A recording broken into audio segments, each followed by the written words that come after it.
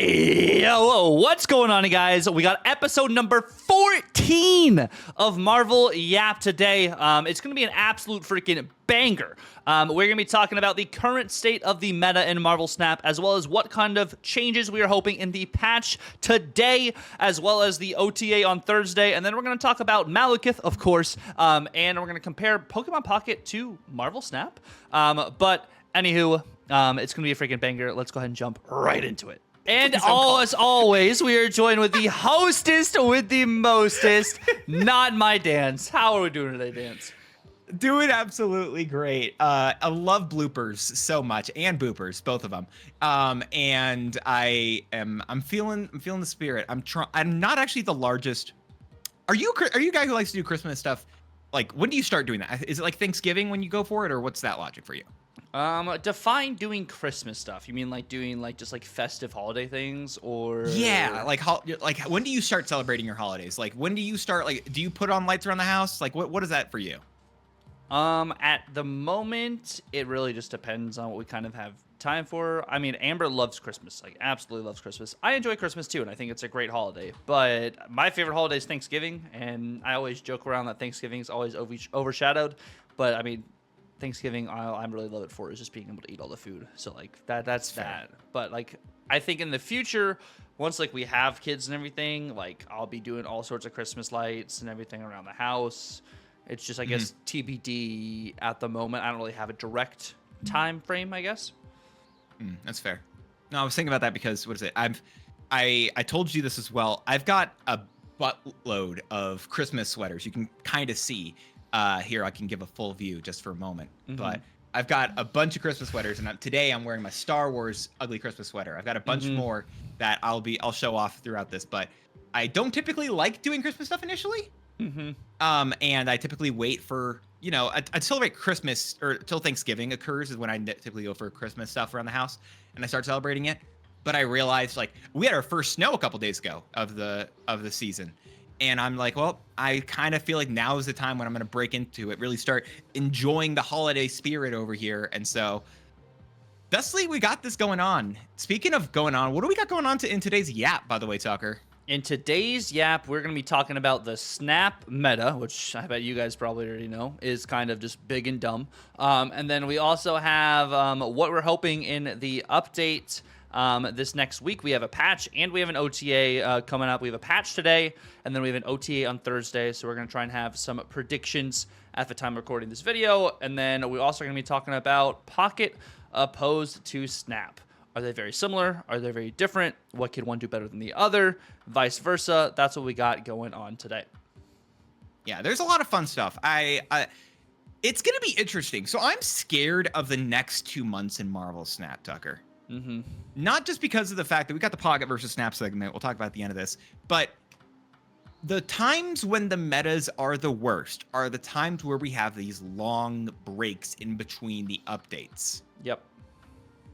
We've got 2 updates this week. And then we don't, if I'm not mistaken, we don't have one happening again for a few months. Or not a few months, sorry, till next month, right? Yes. Yeah. So the 12th and 14th of this month today, and in 2 days, we've got the patch and the OTA. And then nothing's happening until December 10th. We got the patch, and then the 12th is the OTA.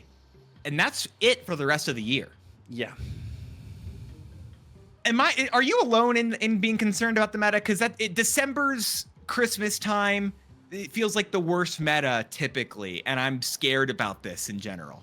And I think what makes it even more scary or worse is we have a lot of other good games out right now that are already pulling people away, pulling viewership away. It's affecting more on Twitch than it is on YouTube, but it is very, very noticeable.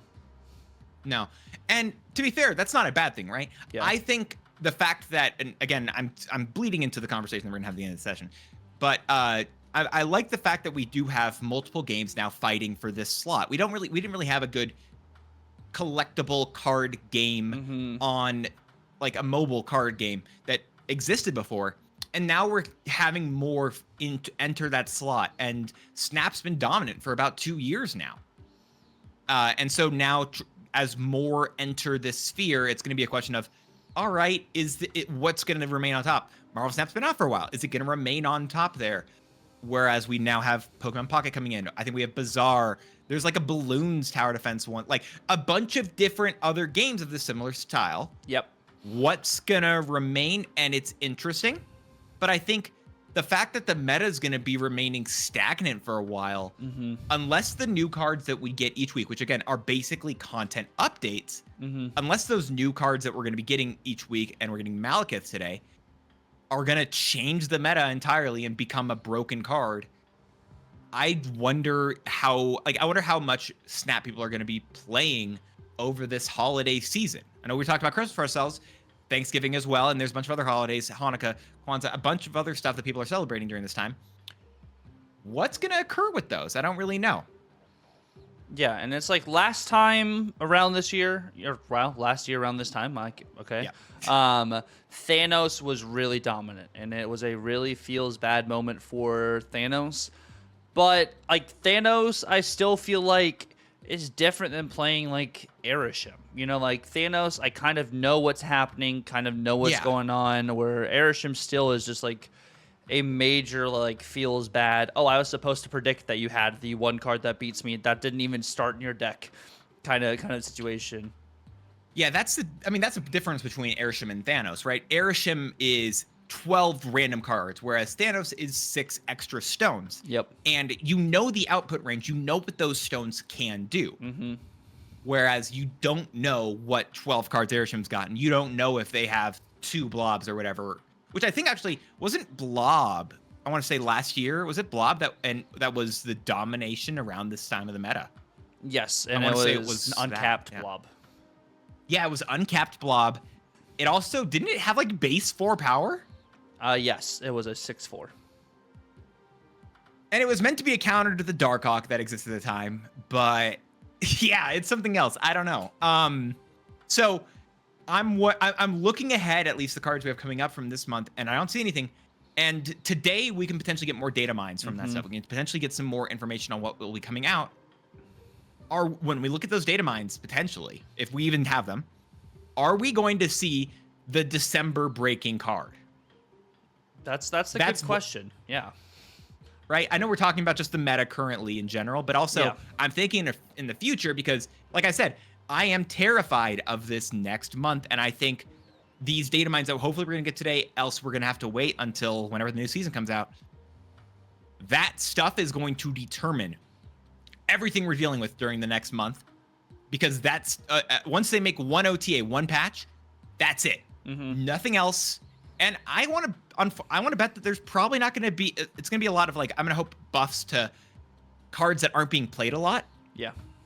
And I don't know if they're going to bring a lot of stuff down, because like actually looking at the stats of the meta that we currently have right now, the 2 best decks, 2 most played decks currently are big guys and then tech to control the big guys. So Surtur and Agent Venom, the 2 season pass cards, are currently fighting for the top spot. By the way, this is 80 to 100. It's what is it? We don't have enough people inside of Infinite yet to be able to get a full view of just Infinite ranks. So we're going with this, and we're also trying to base off more cubes rather than just just play rate as well. Trying to give a little bit of info here. But yeah, looking at this stuff right now, I mean, Scar's everywhere. Yep. Right? Because of Surtur. And if I will say the number 3 deck is still very spicy one, in my personal opinion. Currently, if we look at that list, I don't know. Yeah, a little bit of a Tucker cook. He minted the NFT there. Someone else tries to play it. You better make sure you're paying him out before you do so. No, legitimately, I really enjoy this deck. I've seen people.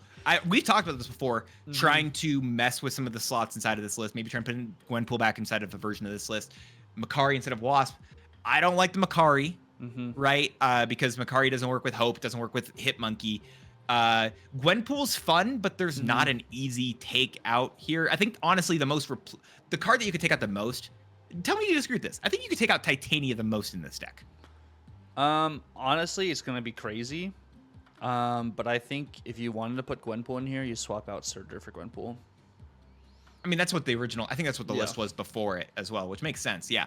I like this list a lot. It's been a lot of fun, and I've been able to see, I've seen it across the meta. I've been seeing it in a lot of different places. This is a fun one. Yeah. Yeah, I didn't see. there's always a plug for Tucker's channel at some point. Might as well be now. Make sure you watched his season video. He reached number 7 in the world, very quick hitting infinite, with this list. He did a good job with it. I really think this list is a really good one, and it's a lot of fun. It gives you a lot of really fun lines here.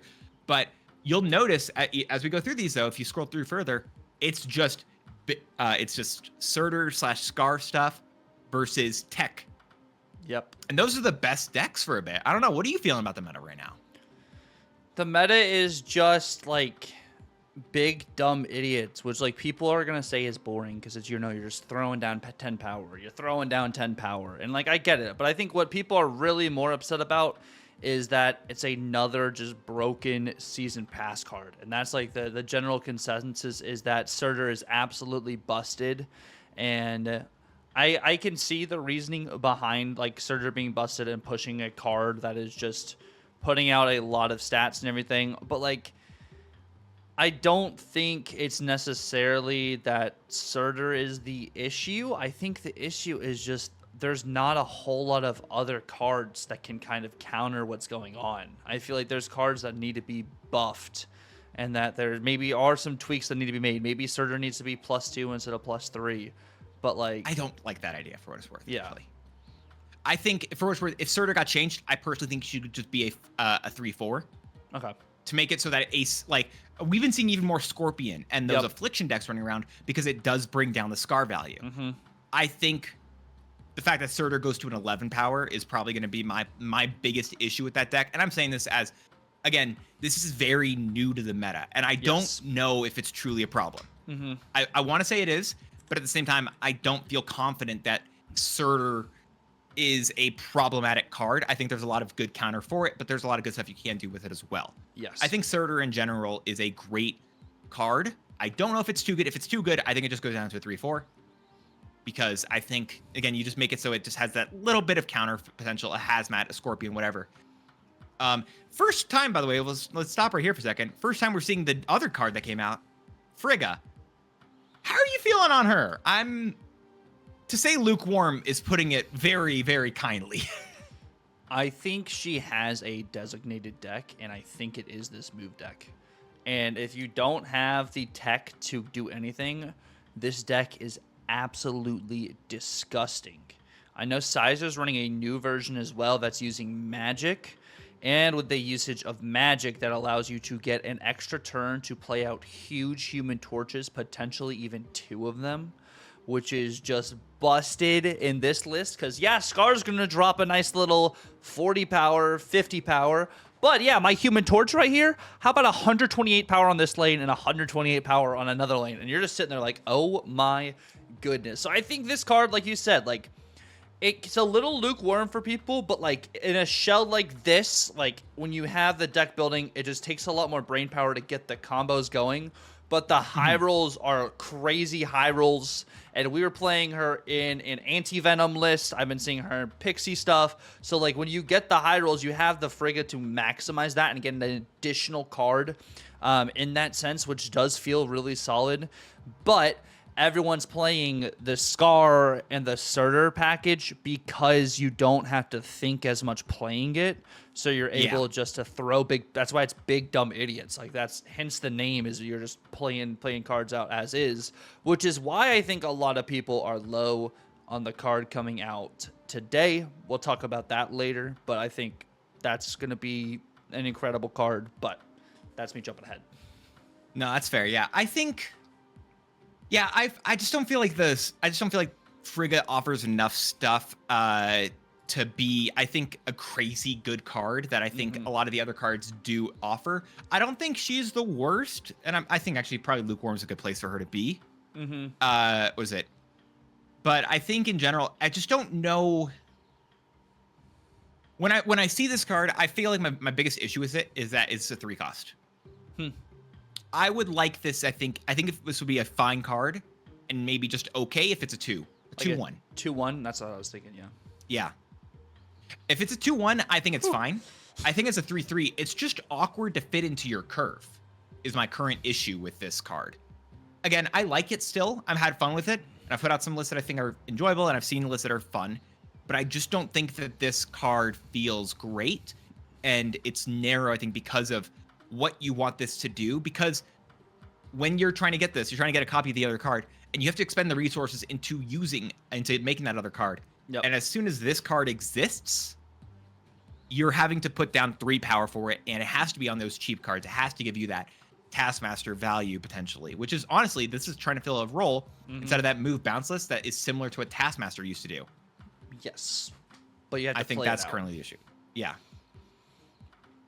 And these stats, of course, we're looking at are a little bit inflated because people are still facing bots because this is still kind of pre-infinite to post-infinite. So the cube rate will be readjusted probably another week and a half.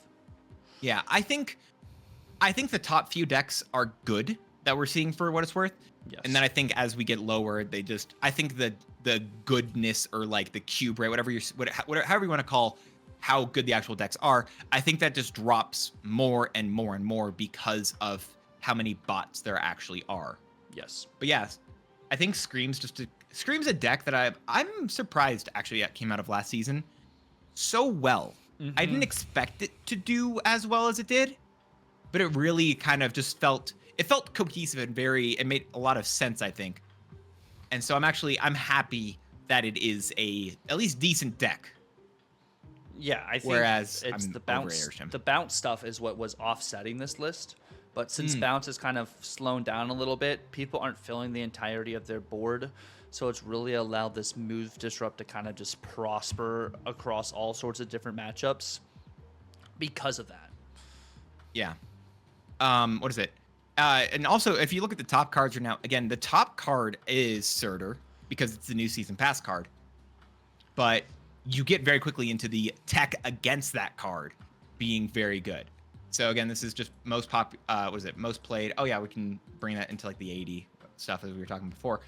But looking at this, it's just like it's Surtur and then immediately the counters to Surtur and then the protections to Surtur with armor, Cosmo, Scar combos. Crossbones, I love the fact that we're seeing a lot of Crossbones use. I feel like people forget about him really often, and then they're like, okay, let's use Cold Obsidian or Typhoid Mary or Atuma, and they just forget that Crossbones and Cold Obsidian fit a similar place.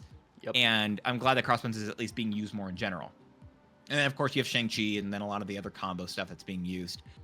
In general, I feel like, and I think it's a bit of the new card bias that we're currently seeing. But do you disagree with the fact that I just think the meta is actually pretty healthy currently? What do you mean by healthy? I think there is room for a lot of different decks to grow. I think in general, when you're trying to figure out what the best decks are, what you can actually use, I don't think there are clear answers in the legitimate best decks. And I think all decks currently have a good way to thrive. I think there are a few that are struggling. And I think there's exactly one card that's really struggling. And I don't think that there's a way that you can buff it. But I mean, I'm looking at the actual like the tier list of every single deck right now, and the worst ones are Toxic Surfer and Cerebro and Agatha. Cerebro being a worse deck is unfortunate. I think it just kind of goes up and down. I don't know if there's a good way that you can just straight up buff that card without it being broken. And Toxic Surfer has sat in the limelight for a long period in time. So I'm kind of okay with it being lower in the tier list. And then Agatha's Agatha. But like, those are currently the worst decks right now. Right besides them is Hella Tribunal, which I forgot was an actual deck, as well as Thanos. So I think Thanos needs love. But in general, I think that the meta actually can let a lot of different decks thrive. I mean, we're even seeing mill stuff work well, which is a deck that's fun, but typically doesn't put out enough stats. Classic Destroy is working.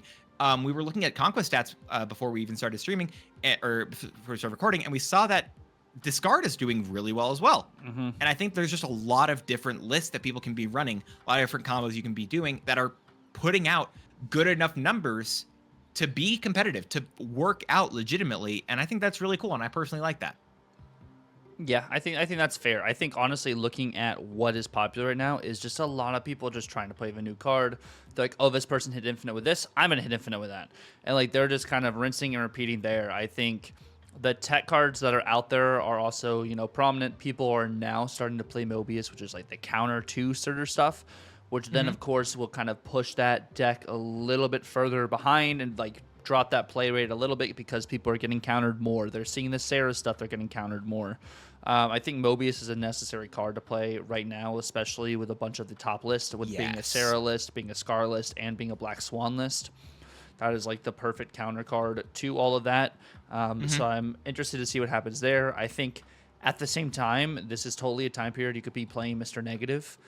I think you get a lot of value there. There's not a whole lot of location change going on right now. I mean, if you run into Airshim, they may have the Legion or something.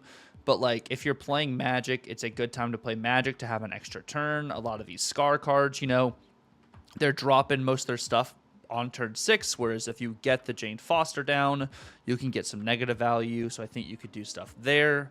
I think it's a nice time period to just test stuff, especially in the beginning of the season. You're going into Proving Grounds in that sense to just test. But I think there's room for growth, like you said, for sure. And I think the meta is the way it is right now because everyone just spent $10 on the season pass card and they want to play the season pass card. Yeah. No, I think it's that exactly. I think it's the fact that the meta is currently unsolved. So it feels good. Yep. Again, there is Surtur, and Surtur's going to be everywhere because it's the new card, but it's not a difficult card to counter in a lot of the decks that you're playing with it. Like, one of the cards that I've seen the most value with is Magneto, that you see right there on your screen, because they're putting down the Atuma, they're also putting down the Crossbones, the Colobsidian, the Typhoid Mary, all those 4/10s that are putting down big stats. And you just play Magneto, pull everything to a single lane, and then they've lost all the stats that they needed to, which just makes Magneto continually a good card. But I feel like in general, it's a lot of different... I feel like the tech cards that we have right now are still leaving the game open enough. The only one I'll say is negative is difficult when Mobius comes back. Yes. And like you said, Mobius is coming back in a little bit more. And that is the issue with it. Like, I've played against a negative deck and I've ran Mobius recently. And they're setting up all this stuff. And I see them on turn 6, they play the Jane Foster. And then my Mobius reveals and they retreat. And it's just like as much as it's a good card and I think it's actually working out, it is a problem of you have to there are enough counters to these cards that are going to be difficult. And so which one's truly best is a different question. And so I think we're gonna have to see that, I think, more so. I'd like if negative came back a little bit more. I think it's been pretty low for a bit, and I'm hoping if it doesn't come back in these next few cards, again, Gore is coming out. Yes, it'll come back with Gore for sure, if not. Yeah. So we'll see whatever happens there exactly. But in general, I think the meta is open right now due to the fact that it's just unexplored. We just don't know this stuff, and I really am enjoying that. But I think it's like you said, a lot of people are just copy pasting, whatever decks that they see their content creator, their favorite content creator run. I don't know, some dumb Pixie Wasp, or what is it? Not Pixie Wasp, Hope Summers Wasp, Surtur stuff. Yeah. In general, there's a lot of openness, and I think that's fair. Yeah, and I think that's pretty much just where the state of the meta is at the moment. We're gonna move over to some wish lists we have for the OTA and for the patch.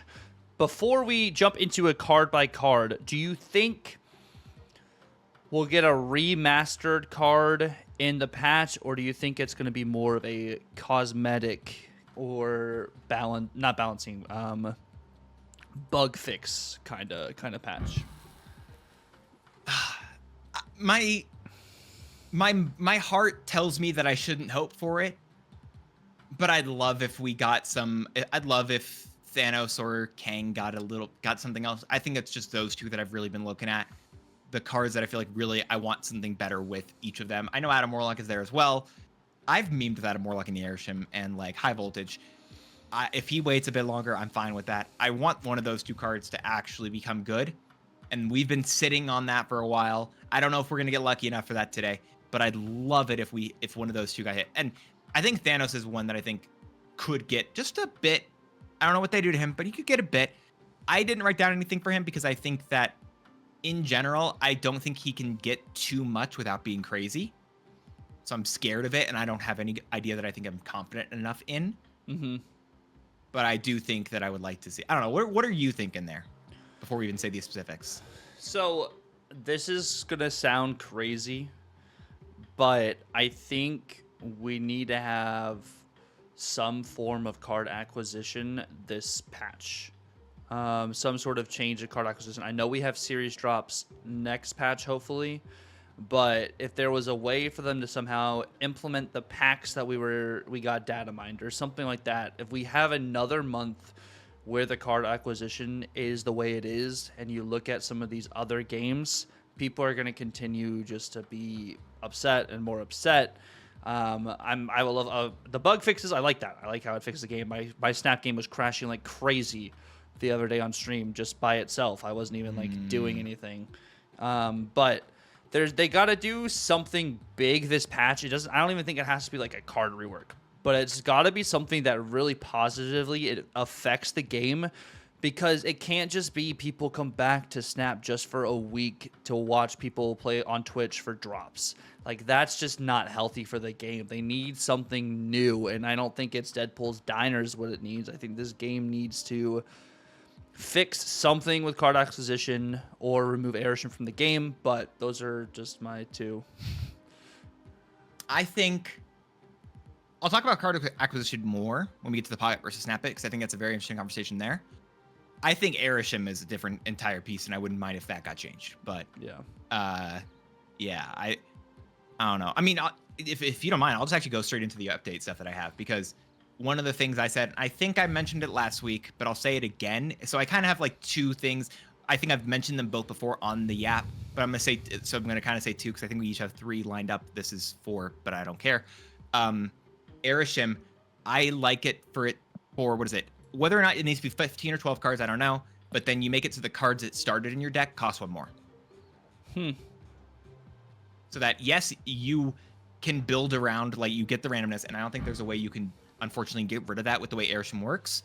But you make it then so that the rest of your cards cost more, so that it actually can balance with everything else. Maybe it means Mobius runs rampant. Maybe that's a problem.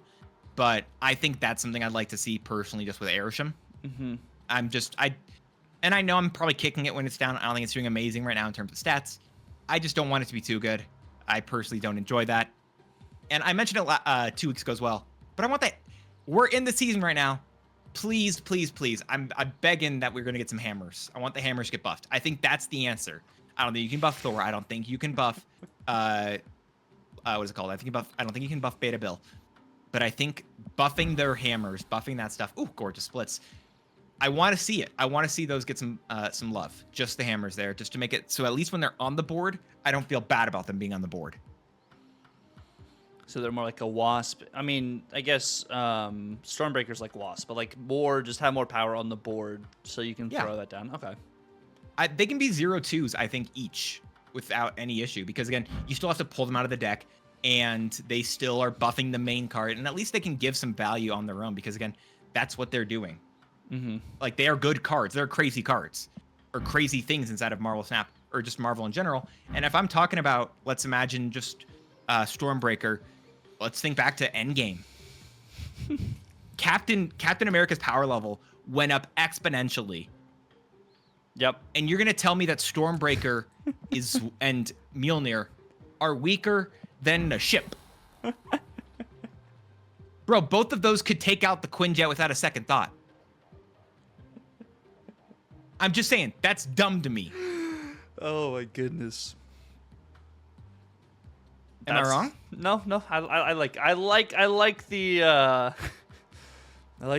analogy there. The like, realistically speaking, this could actually destroy that. If you think about it that way.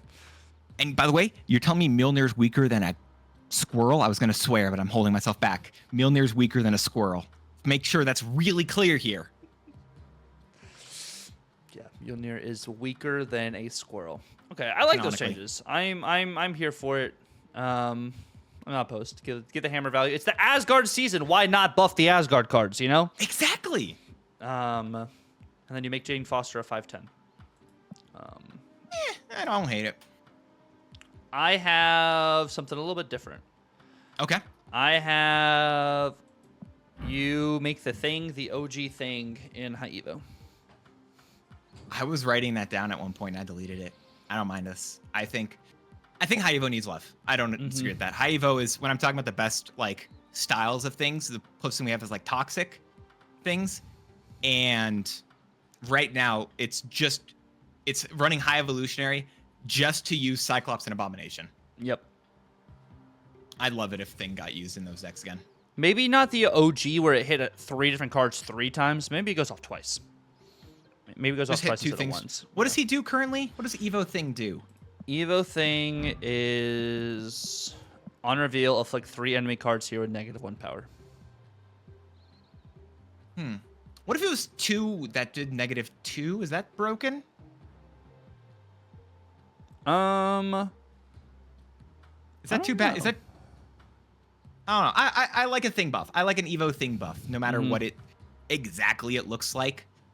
I definitely think an Evo Thing buff makes sense, especially when we have cards like Cassandra Nova, US Agent in the game that I think do so much more than you could ever want Thing to do.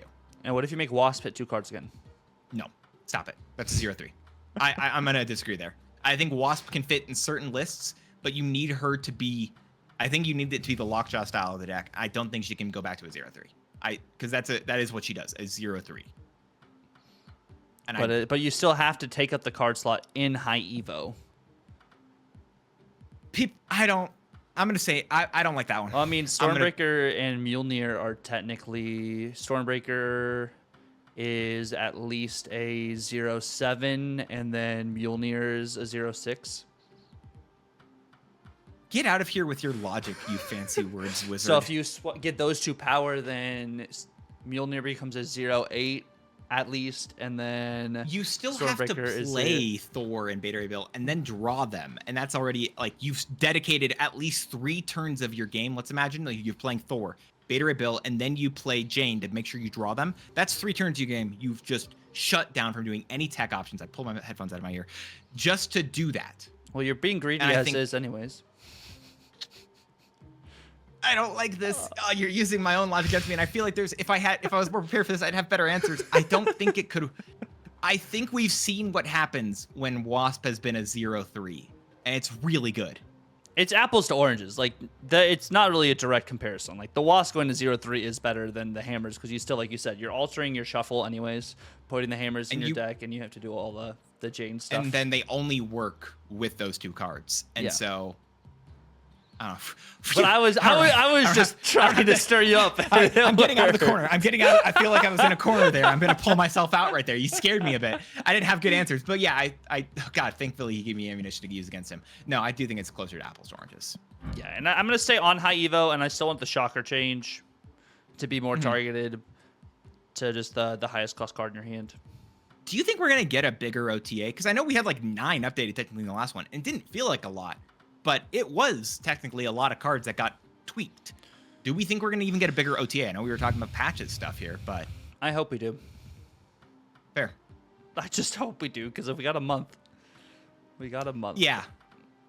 But again, if it's too big of changes, and it's a full month of those changes, that could really suck. So, I don't know. On one hand, I'm like, yes, give me big changes, because then it's more things we can do. On the other hand, I'm like, please don't be too big of changes, because if they're really big, then we cry. Yeah, but if we have a month, we also have more of a month to kind of like go through everything and make all sorts of new lists and stuff. But yeah, that's true. No, that's fair. I agree, but I'm also scared still. But I like that logic. I don't know. I mean, if we're gonna talk about bigger changes, though, let's talk. Let's talk about the Guardians. I don't think I've said this on stream or on Yap before. +5, all of them. Rocket has to go to a 1/0 in this world. Okay. Otherwise, +5 to all of them. +5 to all of them. So that is if your opponent played a card here this turn, +5 power. The only one that's good in all the Guardians is Rocket. Yeah, because I mean Gamora's good like early on in the game, like when you're just Mm-hmm. learning how to play Snap, but after that, she's just very... Yeah, but you don't even yeah. play any of the other ones, really. Oh, you never play Groot, ever. Maybe you get him from Yeah, Airshim and you play Groot, but... But then he's at least a 3.8, and that's good stats at least, right? Yes. Yes. I'm coping a bit. Maybe it doesn't work because again 3.8, and then also it's still just I think it's a 4.10 potentially for Drax, which could be really fun, especially with our current Surtur season.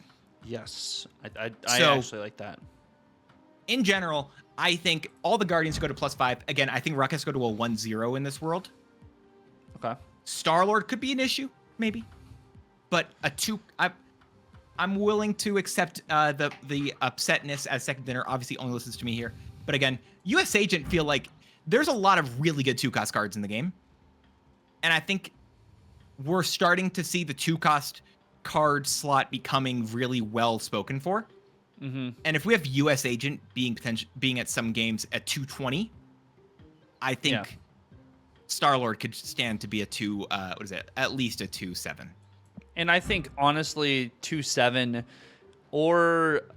Yeah, maybe 2-7. Maybe they make him a 2-6. I don't know. But, like, as is, though, I'm just having Max on screen here, the 2-6, you do have your negative of, like, your opponent draws cards. And, like, Star-Lord Yeah. getting to 2-6, you have to play it on a card for him to get the power. So I can totally see the argument to making him a 2-7 because his downside is if you miss, he's just a 2-2.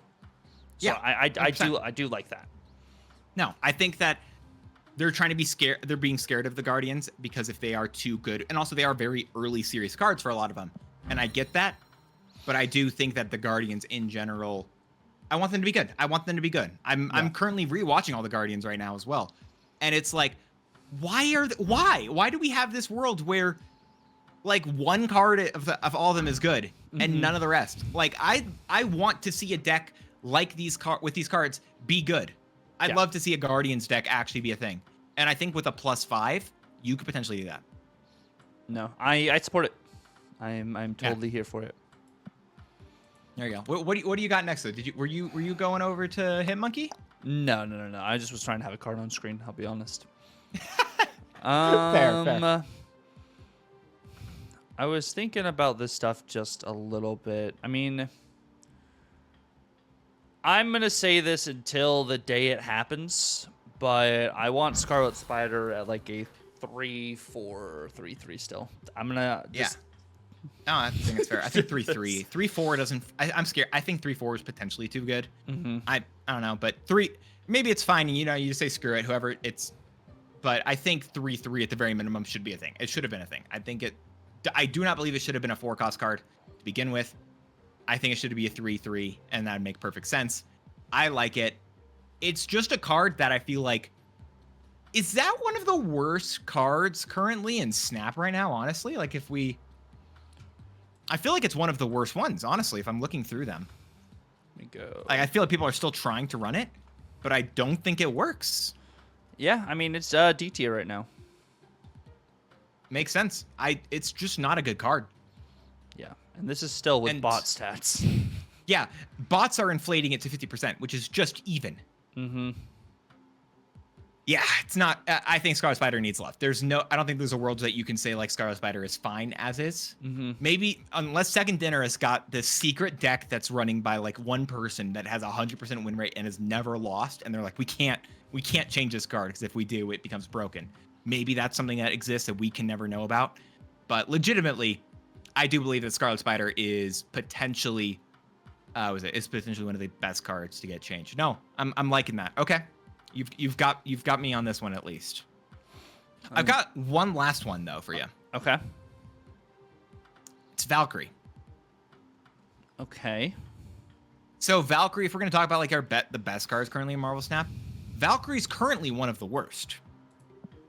Really? People are trying to play her inside a specific list, but in general, Valkyrie again is D tier. And if we're looking at the stats, same thing online, she's at a 49.6%, which again inflated by bots.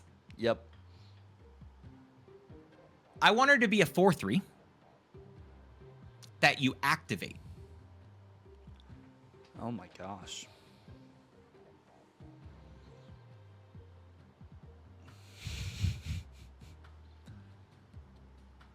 If you make Valkyrie activate, she's busted at activate.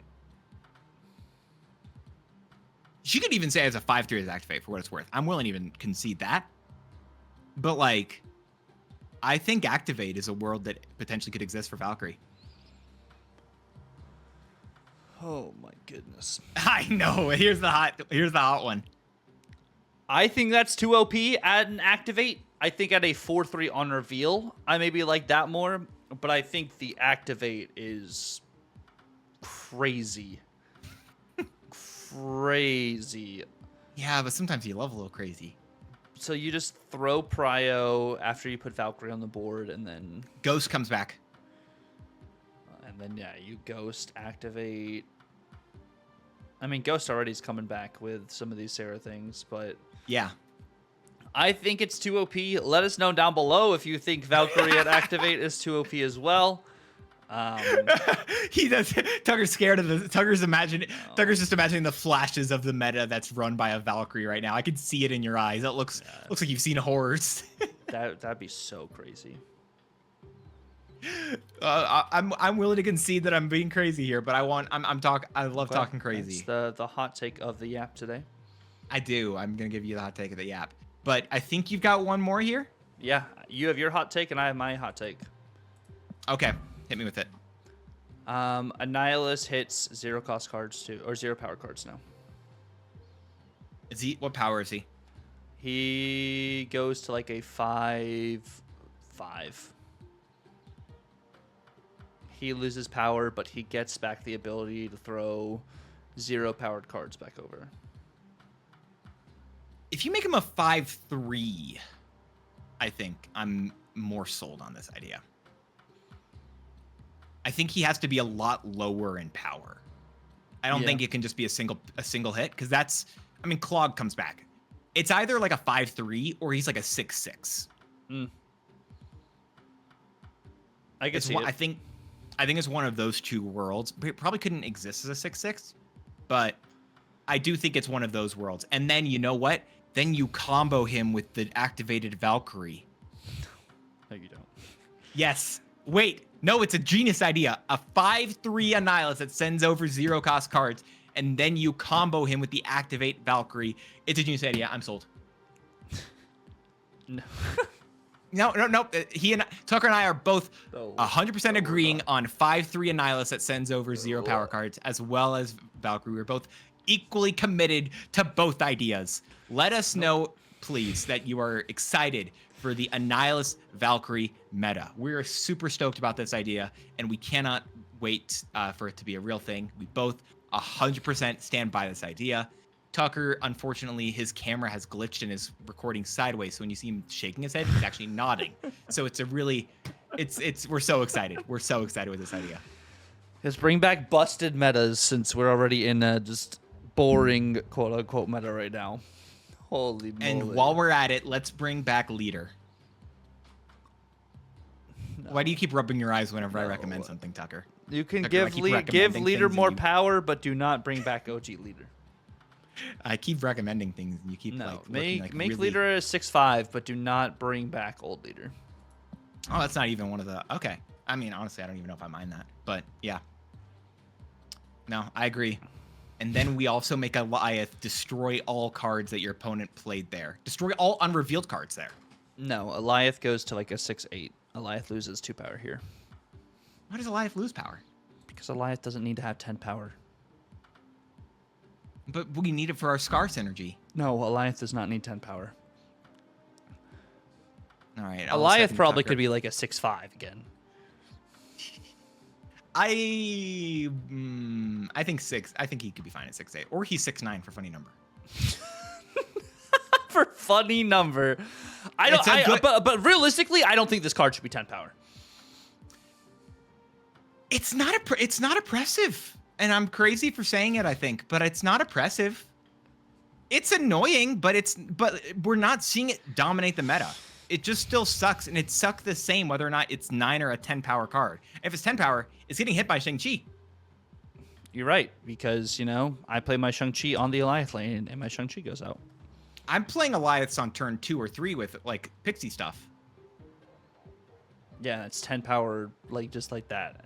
And of course, this is pre-infinite. Now, if we look at post-infinite, because we're gonna play like legit here. Post-infinite, still 52% win rate, almost 0.2 cubes. So That's we're both just agreeing now. that Goliath goes to 12 power. Wow, boy, I'm loving the takes that we're giving today. Nope. This Camera's card, glitching a lot, my man. this card needs some sort of hit.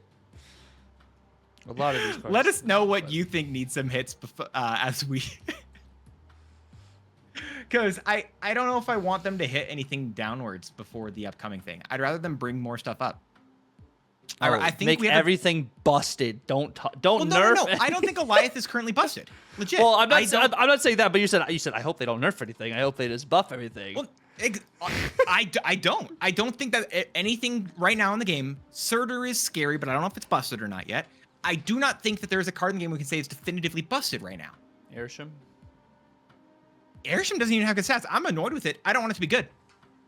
Like, I'm as a Airsham hater, Airsham is not a good card, but I do not want it buffed. I think it is just good. Maybe not even good. It's just okay. It's a card. It's a deck that exists, and I don't want it to be a good deck, but it exists. I want to see more things brought up to this floor that we're currently seeing with the Scar deck, with the Agent Venom, like Iron Man deck. I want to see more of that stuff brought upwards rather than stuff getting brought down, because I think the top decks, I don't think are oppressive. I don't think they're crazy. And that's why I want to see more stuff climb onto their level. Hit me with the power creep. Inject it directly into my veins at this point. The Airsham argument is the same argument that was made for old Loki. Old Loki's just a 3/5. His win rate himself is not that high. It's just the cards you get from it. It's just his ability. And it's like that's the same exact situation. It's like, oh, I faced Loki. It's okay. They never have the nuts against me. But it's the same thing when it comes to Airsham. Like, it's, oh, Airsham himself? You don't need to change that card. It's just, you know, they get +1 max energy, you know. I also realize that. But you're like, but you said I don't want any cards adjusted. You said I think just buff everything. So, and you're like, Airsham, I mean, his win rate's but no, it's the same argument for Loki. It was like, Loki's a 3/5. He himself, his win-loss rate is not that high. And that's like what Glenn was saying. So we're not going to touch Loki for almost a year. Yes, we did increase his cost. Yes, we did take away a power. Yes, we gave him a power back. And then we actually did rework him afterwards. And it's just Airsham itself. If you make it so what you said, I like the change. I think a better change is you can't get duplicates of the same cards you have in your deck. I don't mind that either. I hope there's a way you can code that, because I feel like that's also better. So if you brick, it's not like I don't have my Shang-Chi. Oh, I have generated Shang-Chi from Airsham. Like, it's just that bad of a situation. Or you just make Airsham just for like testing, or like you hit a certain point in your collection level, you can't play Airsham anymore. But I like it for new players. I know I'm being back and forth on this stuff. It's just because, I don't know. There are parts of meta that I really enjoy, and there are parts that I really don't enjoy. And I think, again, I am enjoying the meta that I don't have to deal with a lot of the Airsham. I'm enjoying the meta where... You're not playing against Airsham right now? Not really. Oh, well, it must be nice. I'm not must playing, be nice. I did hit Infinite. I kind of stopped playing Infinite. I'm playing more Conquest right now, so maybe that's the difference. But I do feel like, in general, I want it to see... I don't know. I want to see more stuff that is fun. I want to see more of these interesting decks. And Airsham, I think, just breeds less creativity. And buffing up the Guardians, buffing up, the Hammer Bros. It just brings decks that aren't playable, that, when I'm talking about even the best decks, they're not even in there. Brings those cards up into at least a place where you can maybe try doing some stuff with them. I was going to say some stuff with, like, Namor and Orca today. I don't think I can do anything of that, because I don't think those cards are going to work until they finally make them on reveal instead of ongoing. So you think an entire Guardians deck would be viable in the current meta? If you make all of them +5, I think you can do it. I think I think it could be close, legitimately, because you can go with Nebula, you can use Jean Grey, you've got the Cosmo, you've got your, what is it? You can do Goose, you can do a lot of things to force people into certain lanes. Honestly, Professor X is a card that's dead. We could see a Professor X Guardians deck. There was a Professor X deck I actually faced last night by Crime. Crime Afoot was playing a pretty cool one. But I think it's possible. I think like with a 4/5 Storm, it can give you Gamora value potentially, but it'll be interesting. I think with the new Daredevil buff, you could do Guardian stuff. I don't know how applicable it would be in the meta, but post OTA, post patch things, that's really when people are trying new things, when it's also the best time for yourself to experiment. So definitely after watching this video, do not just go out there and start playing Guardians. Just wait to see if something happens. But that is definitely something I think could bring life. And I think maybe in the future we could get something like that. And then maybe some imbalance changes would be cool too. Like we had some of the special events, but we'll talk about that more probably when we talk about Pocket and Snap. Yeah. No, I think that's an entirely different thing. But also, what is it? A different thing about why I want that stuff is because the best, like the most known cards in Marvel are cards that aren't played a whole lot. Yes. I don't see Captain America. And I don't see any of the Guardians, and that was a whole hit success of a trilogy. Yep. Those Guardians, I'd love it if they were a legit deck. So it's just trying to make, I also just want more of the cards that are well known to be popular cards. Because when we're looking at, like, for example, the Scar deck, if I'm a person who's never played, does not know about Marvel before, and I look at a Scar deck, currently one of the best decks I think in the game right now, who the hell is Atuma? Who the hell is Cole Obsidian? Who the hell is Surtur? Who is Scar? I'm sorry I didn't watch the post-credit scenes of She-Hulk. Like, what? Did like, you I watch don't know. Ragnarok?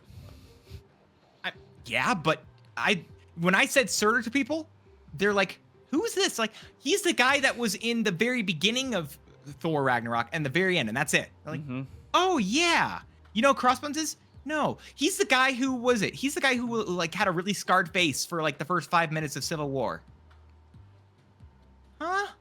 I don't know. In general, I want more of that stuff. Where he was also those cards in earlier movies too.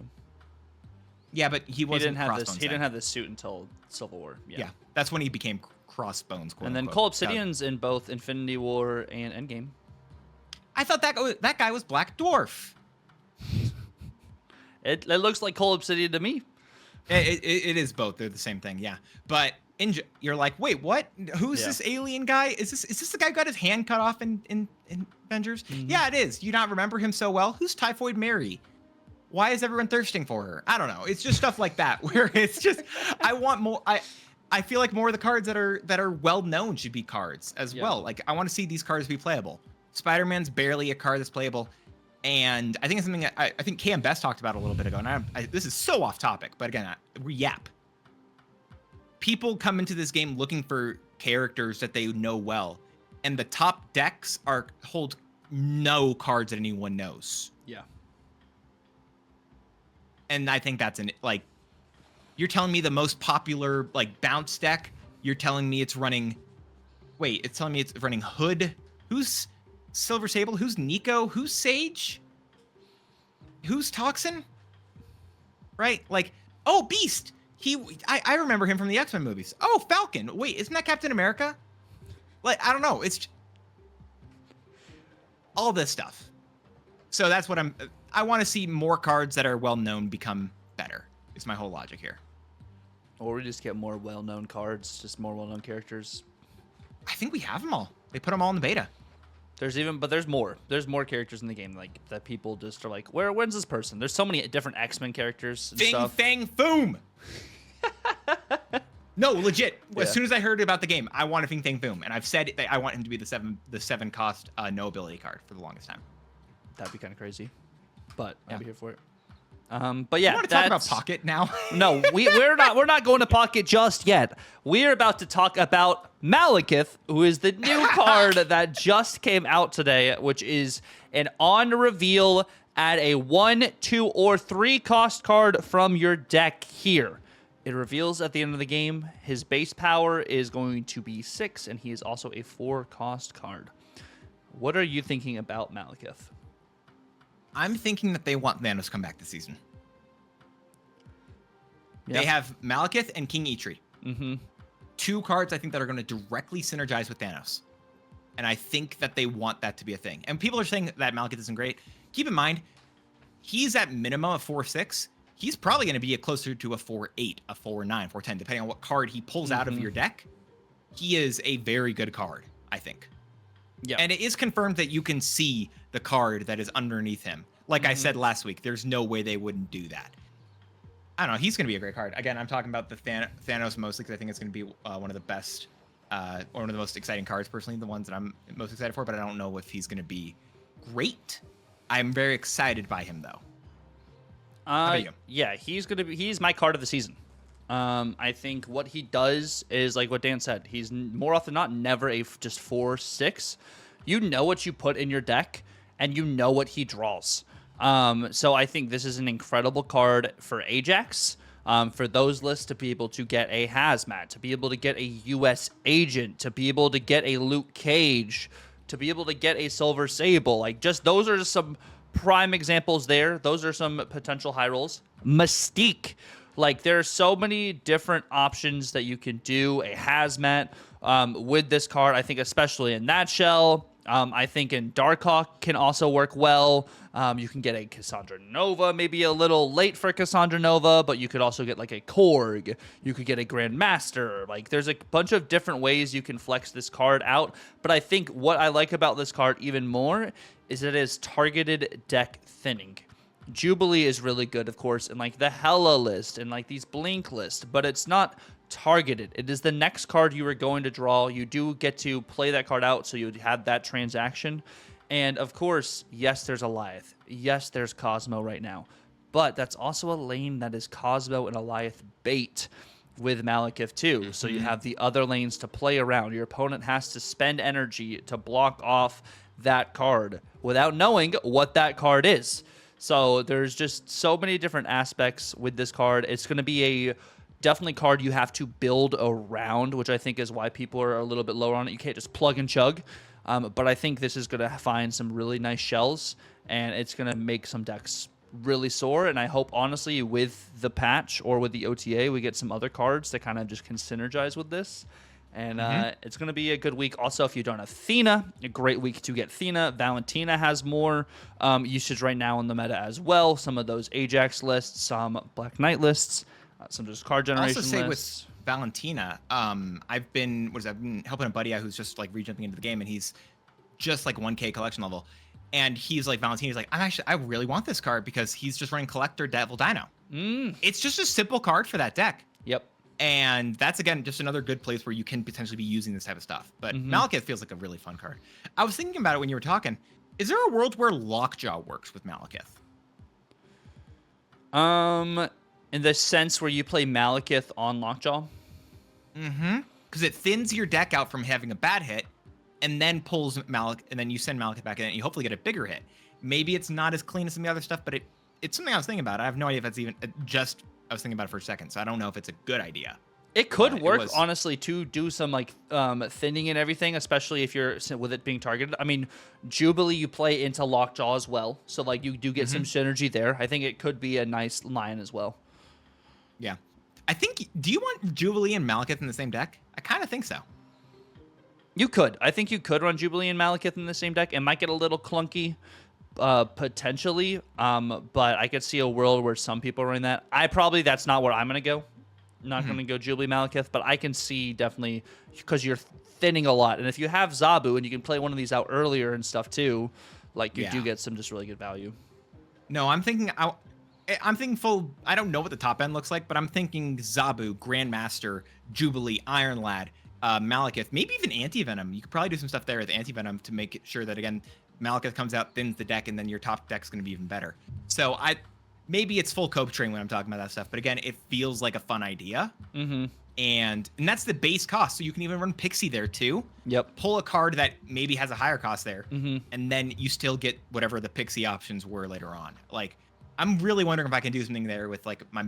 I feel like I was running a Pixie anti-venom deck a bit that I think some people were going for, and I wonder if you can put Malekith in that same list and try to do some more fun stuff there. Well, Malekith with Pixie too is like if you play Pixie and then you play Malekith out, Malekith will draw one of your it looks at your base cost cards. Yep. But it can help you with your high roll more with Pixie, so you're gonna be able to go deeper into your deck, which is pretty nice. Yeah, no, I think Malekith's going to do a lot of really fun stuff just in that front. Yeah, I'm excited for this card. Yeah, this was this was your favorite one in terms of the whole thing. I think this is my number 2. I'm stoked about this card. I think there's going to be a lot of very fun potential here. I don't know if this card's going to be good. I don't even want to say this card potentially will be great, but I'm really excited by this card the most, I think, out of the rest. Even more excited than the cats are to see you. But I'm really excited by this card in general to hopefully mess with this and have it hopefully do some really fun stuff. I think there's going to be a really interesting place for this card. Yeah, I'm excited. And with that in mind, we're talking about new cards. We're talking about acquisition.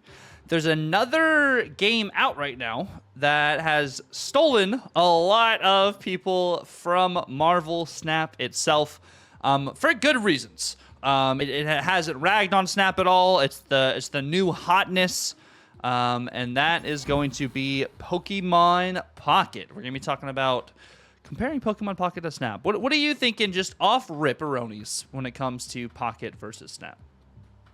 So, yeah, one of the first things I think you said was you want to talk about the card acquisition, especially compared to Pocket. I think Pocket has very bad card acquisition. Okay. I think people who are struggling to get all the cards in Pocket are realizing, in all honesty, how nice Snap is. Because the biggest thing I've heard about Pocket, when people are getting more and more into it, and seeing decks that content creators have been playing, because content creators and some people have flew to New Zealand early on and got the access quickly. And so they've been opening stuff and they have more access to cards. But I think people are being like, well, I really want more of these cards. How do I get more of them here? And I think the simple answer there is I really feel like people need to be playing more stuff, or like understanding that Pokemon Pocket doesn't have great acquisition either. Everything is tied to your booster packs, and it's tied to the individual, like whatever set you're getting it from. And it's fun in that bit. And I think that's one thing that when you talk about the snap packs earlier on, I think the booster packs feel good in Pokemon Pocket comparison to Marvel Snap, because in Pokemon Pocket, you don't expect them to be great every time, and you get to open a bunch of them. And then you get a bunch of different things, and it just overall buffs your whole collection. But in Marvel Snap, the only thing that we have similar to a booster pack is probably the Spotlight Cash. And you have to spend so much on those. And so when you miss, it hurts a lot more. Mm-hmm. And I think that's the biggest issue people will take with it. And I think it's the most fair point. Missing feeling really bad, but then having the normal thing be a good hit feels worse than the normal thing being bad and then a hit feeling really good. Because you expect the worst from the packs. You don't expect crazy things, but you can sometimes get better. And then you expect the worst things from Pokemon Pocket, and then you hit better and you love it. And I think that's the biggest disparity in terms of card acquisition. The feels about it, personally. And I think one of my things I like, so like the card acquisition is quote unquote worse in Pocket, but you also get trial decks to be able to play around with. Mm-hmm. You get 2 free packs a day, potentially 3 packs a day if you buy the season pass. Whereas like with Marvel Snap, like once you've hit pull 3 complete, you have to wait for Spotlight Caches or to spend tokens to get cards. Whereas with Pocket, you can kind of target what, of course, it still is RNG, what you get. But it also feels like, okay, well, I'm going to open this one because I have the likelihood of getting this here. If I don't hit it this morning, I can maybe hit it this afternoon. And like or this evening because of the 12 hours. Yeah. But I feel like Pocket has done it really well. And I think maybe not having every card in Pocket doesn't feel like you're missing out as much as not having every card in Snap. There are way more cards in Pocket, and it takes more cards to make a deck. But most decks are very viable. Even if you don't have, you know, the tier 0 deck, you can still beat the tier 0 deck with some of these alternate decks from cards you're getting more consistently. And like, it just seems like there's more already live events and stuff too. Like, they're already in that sense, there's already live events almost every, I mean, it's only been out for 3 weeks now, but there's like an event every single week, which I know is different from like the card acquisition aspect, but it's just like, you don't have to reach a certain level in Pokemon Pocket to be able to get the best cards. Whereas in Marvel Snap, you have to grind out and get to the 400s just to be able to get Spotlight keys, or you're not going to be able to get any Series 4 or Series 5 cards. You don't even get the better cards in the game until you get to that point. So, like, you have to play out more, I would say, in Snap than you do in Pocket, and I think that's something that Pocket does really well. And even if the board is not as flashy or as crazy as Marvel Snap can be animation-wise, they make up for it with the card acquisition when you're opening a pack and you get the EX or you get all that. That feels good feeling that you're talking about is what really puts Pocket over the top. And it was already a pre-established game. Like, you're opening Pokemon cards like when you were a kid. I know that's something I did when I was younger, and I loved that feeling. So being able to do that again 2 times a day for free, yeah, I don't get good hits all the time, but I love watching people do pack openings, and I love, like, seeing people get God packs makes me happy, and it makes other people happy, because that's the thing too, is like, oh, yeah, I one-tapped Frigga this week. Yay, woohoo! And it's like, guys, I just got a God pack. That is a 0.05 or whatever % chance. Everyone's like, yeah! Yeah! The mic refused to send your excitement there, but I get it. Yeah, like the feels good outweigh the feels bad in Pocket. You're like, okay, well, I'm trying to get this card. I have opened 50 packs. I've not gotten this card. But I have so many other decks I can still play because I have all of these other cards to mess around with. Whereas, like, with Snap, it's like, okay, well, I don't have a substitution. I can't play this deck at all. This deck is tier 0. I can't really mess around with it. Of course, in the meta right now, it doesn't feel like I can't play anything like we were talking about earlier, but there has been instances in Snap where it's like, well, I don't have this card, this card, this card. I literally can't win a game because I just get countered by everything. So it's interesting. I think there's still plenty of decks that you still can't play in Pokemon Pocket, but I think we're also combining 2 of the parts together that I think it's actually really important to distinct from. Because I think Marvel Snap's games are much better than Pokemon Pockets. But I think that's the question of, I think Pokemon Pocket has so much better card acquisition feeling. Yes. It still is bad because you have to pay money for it because it's a free game, but it still feels better.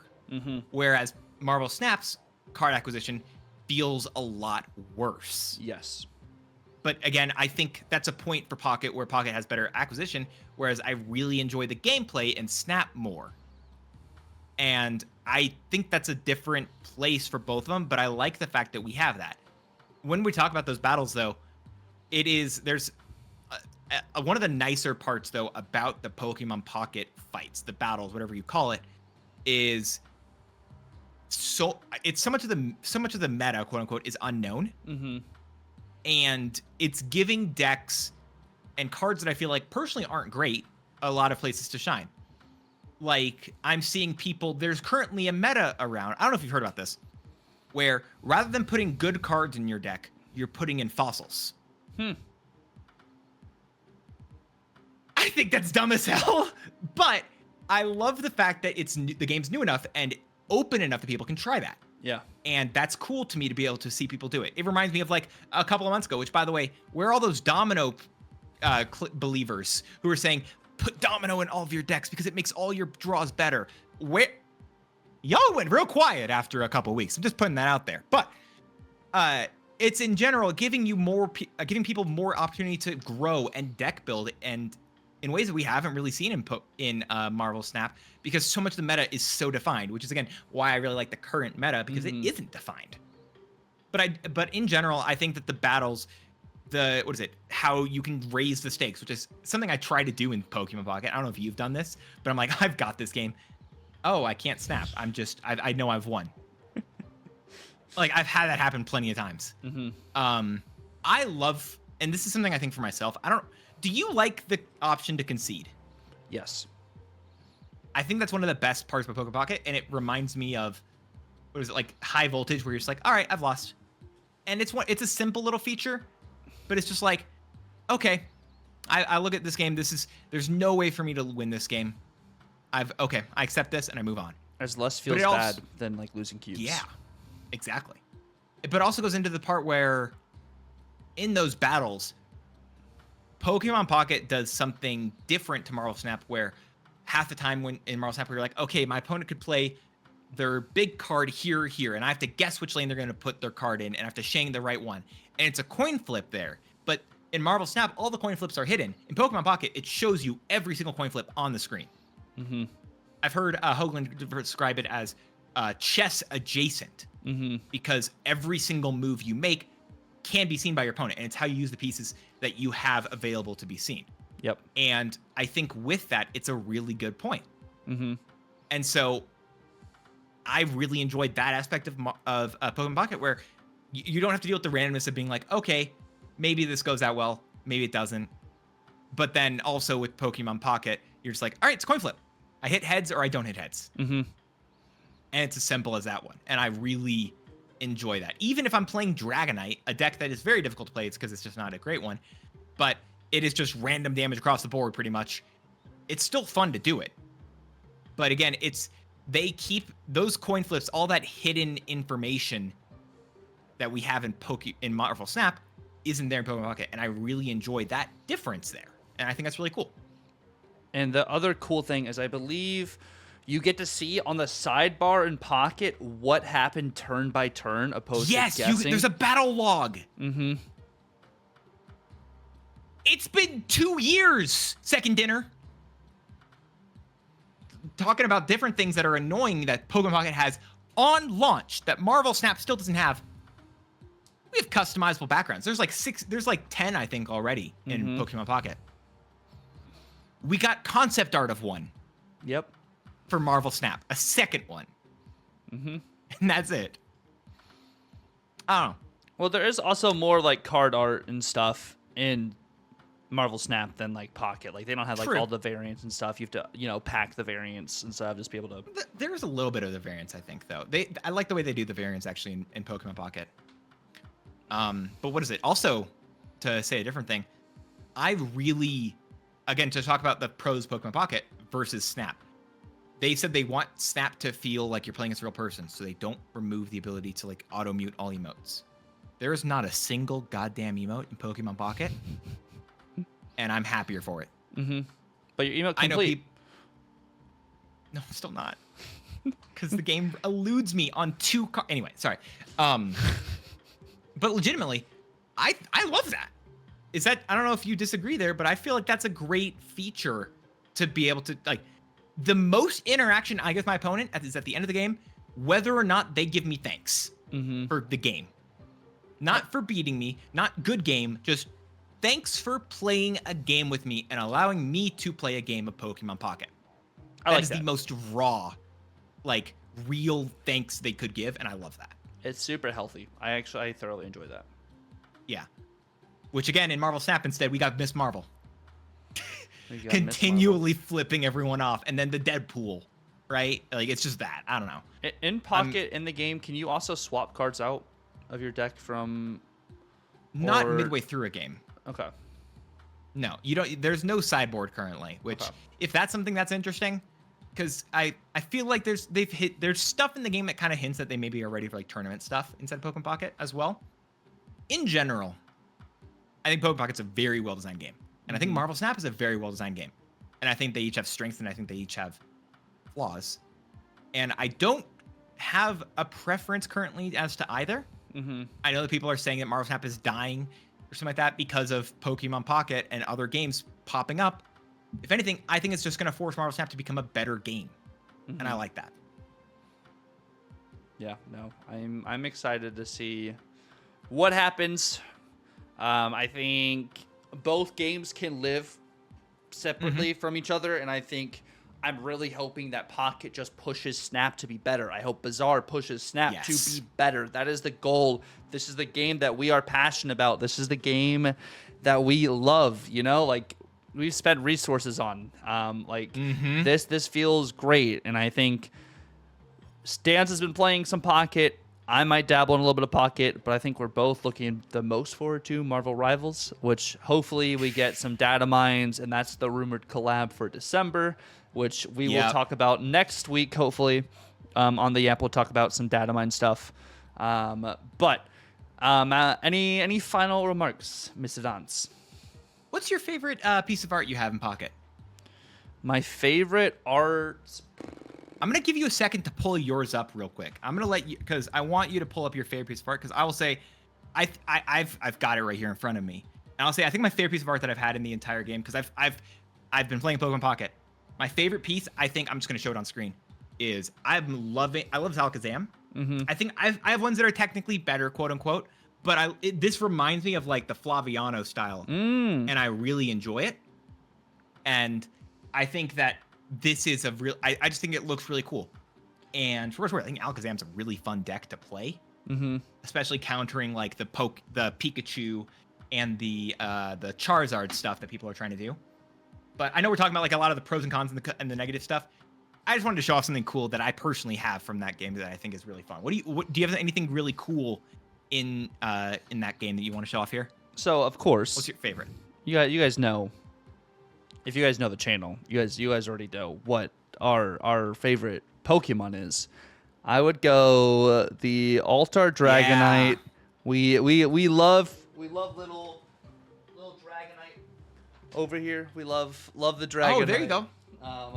But if it's not Dragonite, if I'm not being truly like biased and everything, this has actually grown on me a lot. I really love the design. It looks simplistic, but also not at the same time. The Wigglytuff EX alt art actually goes really hard. No, it's a really cute one. I like that. Those are some cool pulls. I don't have the Wigglytuff. That's a really nice one. Yeah. I don't know. Let us know, what cards do you really enjoy in Pokemon Pocket? What cards do you really enjoy in Marvel Snap? What cards do you want to see be better in both games? One of the things that we have seen, by the way, it's noted in the file somewhere in Pocket. It's not confirmed whether or not we're going to get any balance changes there. But I do think it says they reserve the right to ban and or change cards inside of that game. It's listed in like the terms of service, which hopefully means that there actually will be stuff. I have not seen a source that says that they won't do that. I have heard people say it. Until I see a source, I don't believe it. So I'm hoping that we get some more of that. And like if you look at it from like a real trading card perspective too, it's like they ban cards more from tournaments. They don't necessarily reprint a whole bunch of different cards. They don't just like, okay, you have to throw away this card that you got with that did 70 damage now. So I think that I'm glad that it's kind of staying true to the, IRL, the physical TCG. Well, I think that they have the benefit of being able to change cards because it is completely digital. Yes. So if they say, what is it? They've released the best deck in the game right now, I think, is the Pikachu one, where it's just Pikachu EX. But then they immediately added in the very first like card pack edition, they added Mankey, the Mankey that really allows you to counter that entire deck because it goes into the Primeape. It could deal like 100 damage in one hit. Oh. Yeah, if you haven't seen that one, that's a really fun one.